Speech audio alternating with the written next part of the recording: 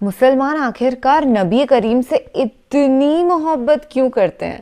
آج ہم کو مفتی سلمان اظہری صاحب بیاں کر دینے والے ہیں۔ ہے ہائے ہلو نمستے جی، ست سری اکال، السلام علیکم۔ میں ندھی شرما اور میں بھی حضرت محمد صلی اللہ تعالیٰ علیہ وسلم صاحب سے، رسول اللہ سے، آخری پیغمبر سے تہہ دل سے محبت کرتی ہوں۔ خیر کیا ہے نا، جو کوئی بھی حضور کی جیونی پڑھ لیتا ہے ایک بار، 4 قصے بھی سنا دیجئے، انفیکٹ ایک قصہ بھی ایسا سنا دیجئے نبی پاک کا، وہ دیوانہ ہو جاتا ہے کہ کتنے دیالو وہ تھے، خدا کی پیدا کرتا مخلوق کے پرتی وہ دیا بھاونا دل میں رکھنا اور اصل جیون میں اپنانا ہمارا بھی فرض ہے۔ آئے دن حضور کے نام پہ گستاخی ہمیں سننے میں آ جاتی ہے، چاہے انڈیا ہو یا امریکہ، یہ گستاخ باز نہیں آتے، پر یہ کتنی بھی کوشش کر لے نبی کی شان کو ڈسرپٹ کرنے کی، پھر بھی کبھی سکسیسفل نہیں ہو سکتے، کیونکہ آخر کار نبی پاک صلی اللہ تعالیٰ علیہ وسلم صاحب کی شان ہی ایسی ہے، انوکھی۔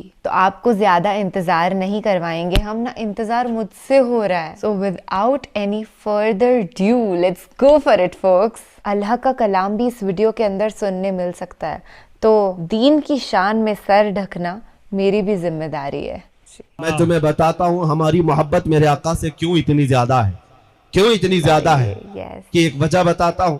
مکہ مکرمہ میں ایک صحابی تھے حضرت صہیب۔ حضرت صہیب یہ جوان تھے، ان کی عمر 25 سے 27 سال کی، اور ان کی جوانی کا حال یہ تھا کہ نہایت ہی عمدہ اور مہنگی خوشبو استعمال کرتے۔ مکہ کی گلیوں سے گزرتے تو ان کی خوشبو آتی تھی۔ بڑے رئیس خاندان سے تھے، لیکن میرے آقا کے دامن میں جب آئے، باپ کٹر دشمن تھا، ماں بھی کٹر دشمن تھی میرے آقا کی۔ وہ نہیں چاہتے تھے کہ صہیب ہمارا محمد صلی اللہ علیہ وسلم کے ساتھ جائے، اس لیے کہ رسول پاک کے صحابہ میں اکثر غریب تھے، ایک امیر کا بیٹا کیسے آ جائے گا؟ ماں باپ روکتے رہے، لیکن یہ محبت بڑھتی ہی رہی۔ ایک بات یاد رکھیں، دیوانوں کا حال ہی یہ ہوتا ہے، جب جب انہیں حضور سے روکا جاتا ہے محبت میں اضافہ ہی ہوتا جاتا ہے۔ ہم نے دیکھا ہے محبت میں اضافہ ہی ہوتا جاتا ہے۔ اس صہیب کو ماں بھی روکتی رہی، باپ بھی روکتے رہے۔ وقت ایسا آیا کہ باپ نے دھمکی دی کہ اگر تو وہاں جانا نہ چھوڑے گا تو تیرے ساتھ میں بہت برا سلوک کروں گا۔ جب یہ ظلم سہتے سہتے صہیب نے دیکھا کہ میرے آقا ہجرت کر کے مدینے چلے گئے، مکہ میں نہیں تھے، تو حضرت صہیب نے کہا میں بھی اب مکہ چھوڑ کر کے ہجرت کر کے چلا جاؤں گا۔ باپ نے کہا اگر تو نے ایسی حرکت کی تو ساری جائیداد تیرے سے میں آگ کر دوں گا، تجھے ایک پھوٹی کوڑی بھی نہیں دی جائے گی۔ حضرت صہیب نے کہا جو لکھوانا ہے مجھ سے لکھوا لو، جائیداد تمہیں مبارک، مال و دولت تمہیں مبارک، میں مدینے کا مسافر مدینے چل کے رہوں گا۔ باپ نے کہا ساری چیزیں قرض کر لی گئی، جائیداد ختم، کچھ دینے کو تیار نہیں۔ صہیب تنہا صرف بدن پر جو کپڑے پہنے تھے نکل پڑے مدینے کے راستے پر۔ ابھی تھوڑی ہی دور گئے تھے، پیچھے سے ماں پکارتی ہے، کہتی ہے صہیب تجھے پتا ہے تیرے جسم پر جو کپڑے ہیں وہ ہماری کمائی کے ہیں، ہمارے پیسوں کے ہیں، ہمارے پیسوں کے کپڑے پہن کر کے تو محمد کے پاس جائے گا؟ حضرت صہیب واپس گھر آئے، ان کپڑوں کو بھی اتار دیا اور ٹاٹ کے کپڑے، گونی کا لباس اپنے جسم پر ڈال دیا، اور کانٹوں سے بٹن بنا کر کے انہی ٹاٹ کے کپڑوں میں وہ مکہ سے ہجرت کر کے نکل پڑے۔ انہیں کوئی چیز روکنے والی نہیں تھی۔ صہیب جب اپنے گھر سے ہجرت کر کے نکلے، اتنے پر بھی بس نہیں ہوا، ان کے ظالم باپ نے پیسے دے کر کے مکہ کے بڑے بڑے گنڈوں کو بلایا اور کہا کہ میرا بیٹا مدینے کے راستے پر ہے، جہاں ملے گا خوب مارو، اتنا مارو کہ زخمی ہو کر واپس وہ ہمارے گھر آ جائے۔ پیسہ لے کر کے گنڈے آئے، بیچ راستے میں صہیب تنہا تھے، تنہا اس عاشق رسول کو گنڈوں نے گھیر لیا۔ کبھی کوئی ادھر سے نوچتا ہے، کبھی ادھر سے نوچتا ہے، مکے مارے جا رہے ہیں۔ وہ تنہا میرے آقا کا غلام مقابلہ تو کرتا رہا، لیکن اتنے مار کھایا کہ ناک پوری پھٹ گئی اور خون جاری ہوا، زخموں سے پورا چہرہ سوج گیا، گھٹنے پھوٹ گئے، جگہ جگہ زخم ہوئے، تھک ہار کر کے زمین پر لیٹ گئے۔ ان گنڈوں نے کہا چل واپس مکہ چلے جا، اسی میں تیری عافیت ہے۔ صہیب نے کہا اب تو ایک بار میں چھوڑ چکا، موت آئے گی تو میرے مصطفیٰ کی تلاش میں آئے گی، اس راستے میں ہی آنی ہے تو آ جائے، وہ بھی تھک ہار کر کے چلے گئے. اے میرے عزیزوں, اے دیوانگان عشق محمد, دنیا آج بھی تمہارے ساتھ یہ حشر کرنے کو تیار ہے. ان ظالموں کو بتا دینا, موب لنچنگ تم کر کے کسی عاشق کے عشق کو کبھی نہیں چھین سکو گے. جتنے تم مارو گے انشاءاللہ اتنی ہی ہمارے عشق رسول میں اضافہ ہوگا. صہیب کو مار کر کے, توڑ کر کے, زخمی کر کے دیکھ لیا, واپس وہ مایوس ہو کر چلے آئے. جانتے ہو پورا دن زخموں کی حالت میں چور چور وہ وہیں پڑے رہے. دوسرے دن کچھ ہوش آیا تو پیدل سفر کر کے مدینے آ رہے ہیں. 9 دن کا سفر, 9 دن کا سفر, 425 کلومیٹر کا سفر ہے مکہ سے مدینہ. یہ پیدل چلے آ رہے تھے میرے آقا کے اشتیاق میں, میرے آقا کی محبت میں. ادھر مدینہ طیبہ میں صحابہ کہتے مغرب کی اذان کا وقت تھا. میرے آقا صلی اللہ تعالی علیہ وسلم مسجد سے باہر آئے اور قریب اپنی گردن اونچی کر کر کے بار بار اس طرف دیکھ رہے ہیں جو سفر کا راستہ تھا. صحابہ پوچھتے ہیں آقا کوئی قبیلہ آنے والا ہے, کوئی وفد آ رہا ہے, آپ سے ملاقات کے لیے کوئی قبیلہ آنے والا ہے؟ میرے آقا نے فرمایا نہیں, میرا ایک دیوانہ, میرا ایک عاشق آنے والا ہے جو زخموں سے چور ہے. لوگوں نے اس کا راستہ روکا مگر اسے کوئی نہ روک سکا. صحابہ کہتے کون ہے جس کا انتظار مصطفیٰ کریم فرما رہے ہیں؟ تھوڑی دیر کے بعد صحابہ کہتے ہیں زخموں سے چور, خون میں لت پت, ٹاٹ کے کپڑے جگہ جگہ سے پھٹے ہوئے. ہم نے دیکھا تو یہ تو صہیب ہے جو مکہ کے مالدار کا بیٹا, جس کی خوشبو اتنی مہنگی تھی کہ لوگ سونگھنے کے لیے آیا کرتے. آج وہ زخموں سے چور مدینے میں آ رہا ہے. میرے آقا بڑھ کر کے آگے چلتے ہیں. جیسے ہی صہیب قریب آئے, آقا نے سینے سے سینہ لگا لیا, معانقہ کیا اور اپنے بدن پر جو چادر تھی وہ نکال کر کے صہیب رومی کو پہنایا اور کہا اللہ تیرا بھلا کرے. حضرت صہیب کے جملے سنو. اے میرے عزیزوں, یہی میرے بیان کرنے کا مقصد ہے. جس کو لوگوں نے توڑا, ماں نے مارا ہوگا, باپ نے مارا ہوگا, گنڈوں نے پیٹا ہوگا, مال چھین لیا ہوگا, لیکن جب وہ تھکا ہارا غلام مدینے پہنچتا ہے, میرے آقا کے سینے سے سینہ لگتا ہے, رسول پاک چادر پہناتے ہیں, تو دیکھو صحابہ کہتے ہیں صہیب کے چہرے پر ہم نے خوشیوں کے آثار دیکھے. ایسا لگتا تھا کوئی زخم بھی نہیں, کوئی درد بھی نہیں. اس کے بعد اپنے دونوں ہاتھ پھیلا کر کہتا ہے, صہیب کہتا ہے اے میرے دوستو, اب تو مجھے کسی غم کا احساس بھی نہیں. دنیا چھوٹتی ہے چھوٹے, مصطفیٰ کی چادر میرے پاس ہے. نعرہ تکبیر, اللہ اکبر, نعرہ رسالت, یا رسول سبحان اللہ, سبحان وہ صہیب ہے. جانتے ہو زندگی بھر مدینہ طیبہ میں اسی چادر پر بسر کرتے رہے, اور جب موت کا وقت قریب آیا وصیت کر کے جاتے ہیں لوگوں, میری یہ چادر مجھ سے جدا نہ کرنا, جب مجھے کفن دینا تو اسی چادر میں کفن دینا. اس لیے کہ دنیا میں اگر سب سے زیادہ محبت کرنے والی کوئی ذات ہے تو وہ ماں ہوتی ہے, باپ ہوتا ہے, لیکن میرے ساتھ تو معاملہ یہ ہے مجھ سے محبت کرنے والی ماں نے بھی چھوڑ دیا, باپ نے بھی چھوڑ دیا. میری عزیز ماں نے میرے کپڑے اتروائے. کسی کی ماں چھوڑ دے, باپ چھوڑ دے, اس وقت مدینے کا آقا تنہا نہیں چھوڑتا.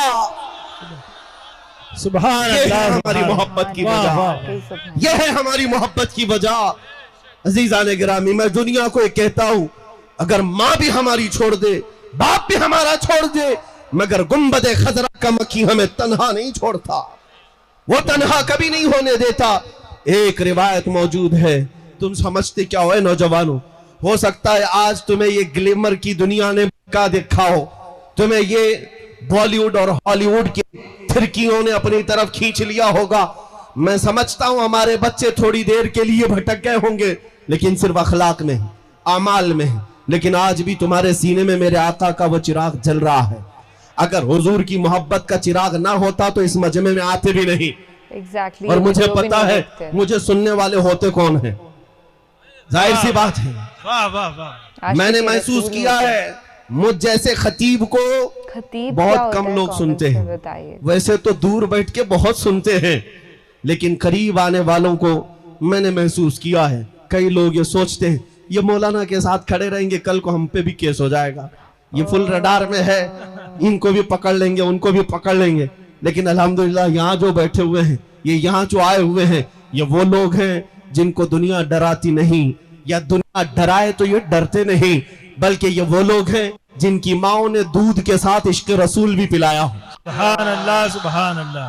آپ کے سینوں میں وہ عشق کی چنگاری ابھی موجود ہے، بس اسے شعلہ بننے کی دیر ہے، اس چراغ کی لو کو تھوڑا سا اور بلند ہونے کی دیر ہے۔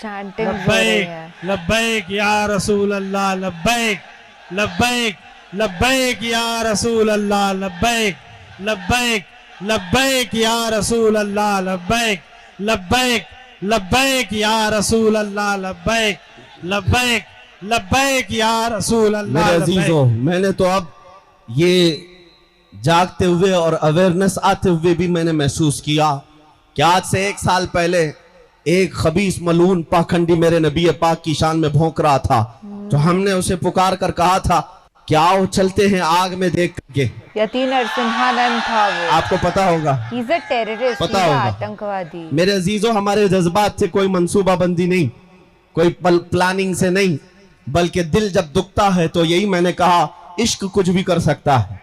بے خطر کود پڑا آتش نمرود میں عشق، حضور کی محبت ہے، حضور کا نام ہے، ہمیں تو اتنا پتا ہے، حدیثوں میں ہم نے پڑھا ہے، حضرت جابر رضی اللہ تعالیٰ عنہ صحابی رسول ہیں، حضور کی گھر میں دعوت کیا، میرے آقا دعوت میں آئے، کھانا کھانے کے بعد اپنے ہاتھ دسترخوان پر پہنچ لیا۔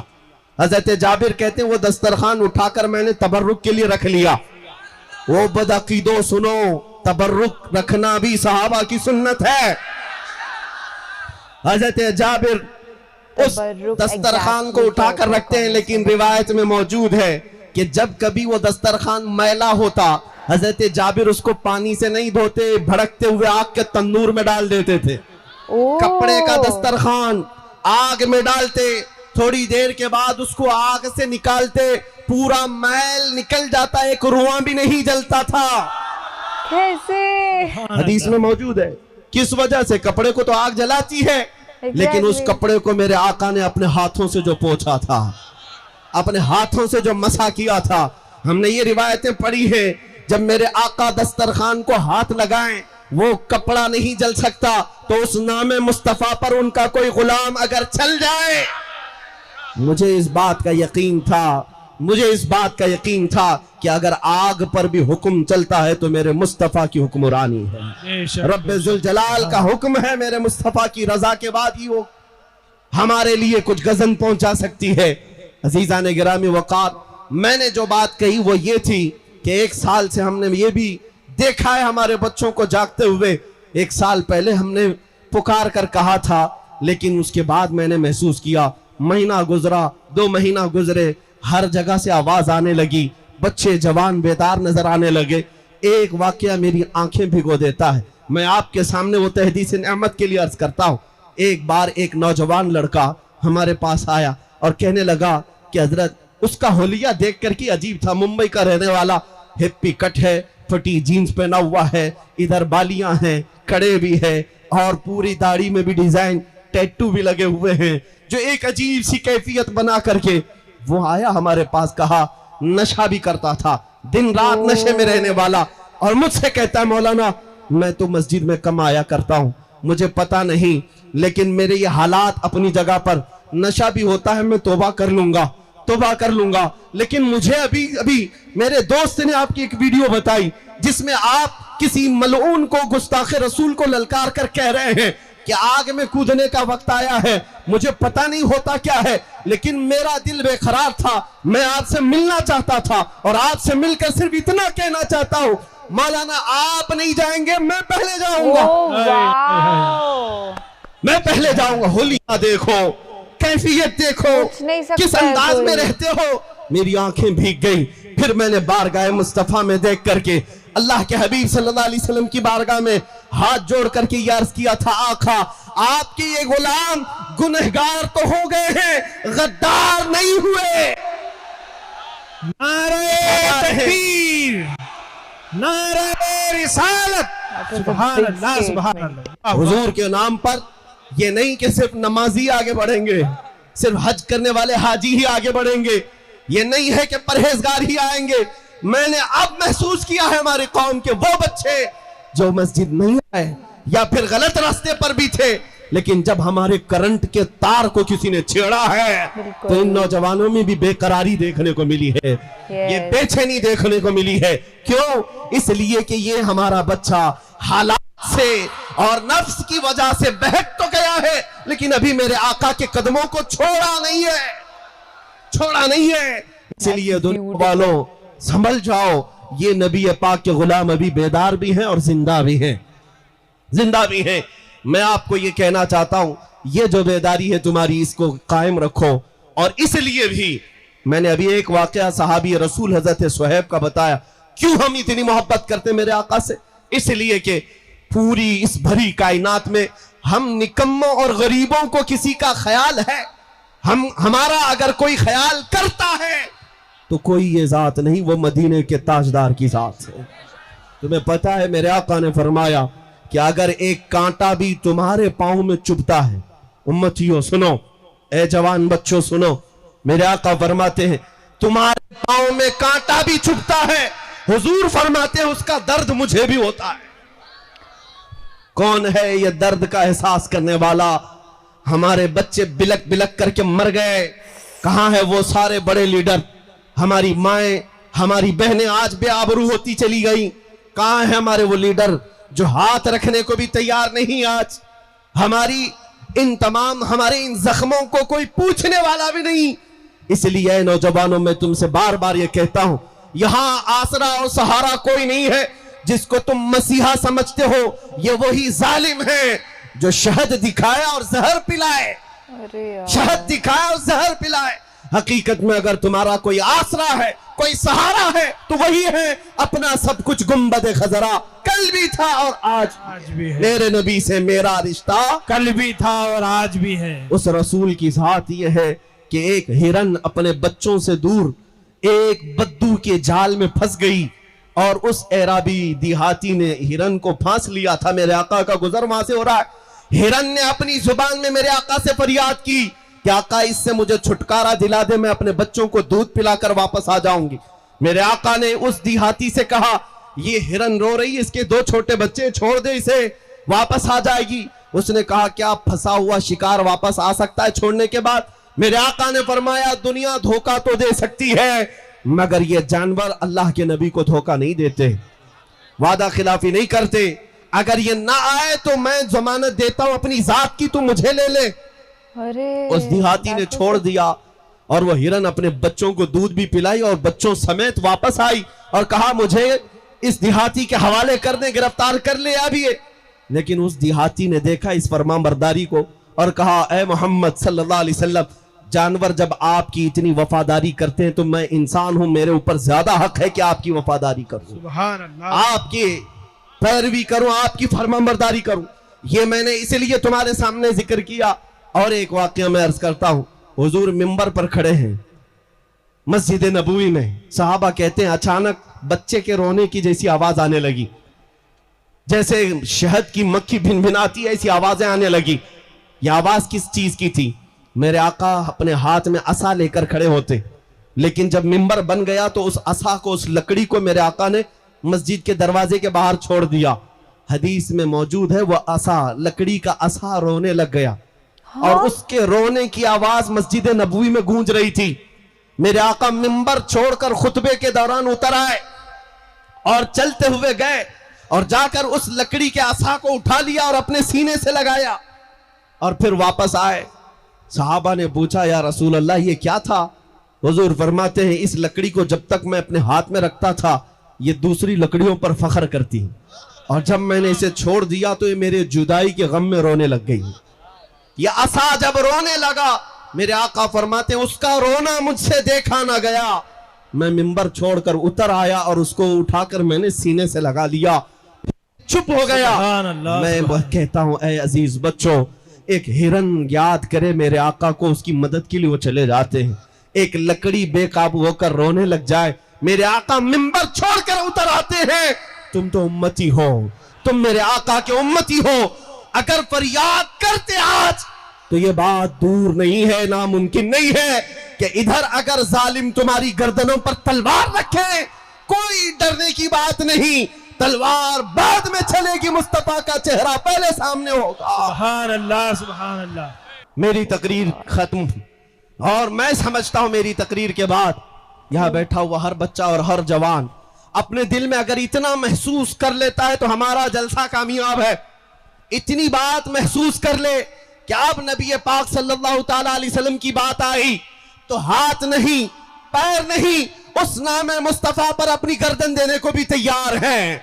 इंशाअल्लाह। लब्बैक या रसूल अल्लाह, लब्बैक लब्बैक लब्बैक या रसूल अल्लाह, लब्बैक या रसूल अल्लाह, लब्बैक तुम्हारे या इन जज्बों रसूल को अल्लाह अल्लाह। सलामत रखे, आमीन। तुम्हारी इस ईमानी कुव्वत को अल्लाह सलामत रखे। आमीन। और इस बात पर मैं खात्मा करता हूँ कि मोहम्मद से वफा तूने तो हम तेरे हैं, ये जहां चीज है क्या लाहो कलम तेरे हैं। उठो नौजवानों कुव्वत इश्क से हर पस्त को बाला कर दो, दहर में नामे मोहम्मद से उजाला कर दो। नाम मोहम्मद से उजाला कर दो, बहुत वेरी वेल सेड बाय मुफ्ती सलमान अजहरी साहब। इनका वो जो किस्सा था ना कि कैसे एक टैटू धारी इतने सारे आभूषण कानों में हाथों में पहन करके एक नौजवान युवक जो कि बिल्कुल ऐसा लग रहा था कि गुमराह हो चुका है, वो भी नबी की शान में अगर कोई गुस्ताखी करे तो उसे बर्दाश्त नहीं कर पा रहा था। और मुझे ऐसा महसूस होता है कि ये जज्बा हर किसी इंसान के अंदर होना चाहिए। और जहां तक बात रही मॉब लिंचिंग की, तो ये बहुत ही, इससे ज्यादा शर्मनाक कुछ हो नहीं सकता। ऐसा नहीं है केवल मुस्लिम कम्युनिटी के जो इंसान है वो मॉब लिंचिंग के थ्रू मारे गए हों। दिल दहल गया था सुन करके। प्रियंका रेड्डी नाम की एक डॉक्टर थी हैदराबाद के अंदर, उनको रेप करके मार दिया गया। मतलब ऐसी सब चीजें जब देश के अंदर होती है ना, तो सरकार अगर कड़े कदम उठाए, हिम्मत ना हो इन गुस्ताखों की दोबारा से गुस्ताखी करने की। काश मॉब लिंचिंग जैसा जो शब्द है वो हमारी डिक्शनरीज में ही मौजूद नहीं होता, ऐसी कोई चीज एग्जिस्ट ही नहीं करती। पर सच्चाई ये है कि most of the India lives peacefully. हमारा देश ज्यादातर तो शांति से एकजुट होकर के ही रहता है। हम दुआ करते हैं अल्लाह सुब्हान व तआला से कि जो क्राइम्स हैं और क्रिमिनल हैं उनका खात्मा हो जाए और हर किसी को अपने कर्मों का फल जरूर से मिलेगा, ये तो तय है। We all know that God is definitely great. अल्लाह अकबर। उम्मीद करती हूँ कि अल्लाह सुब्हान व तआला आपको अपने हिफ्ज़ो अमन में रखेंगे। तो अल्लाह हाफिज।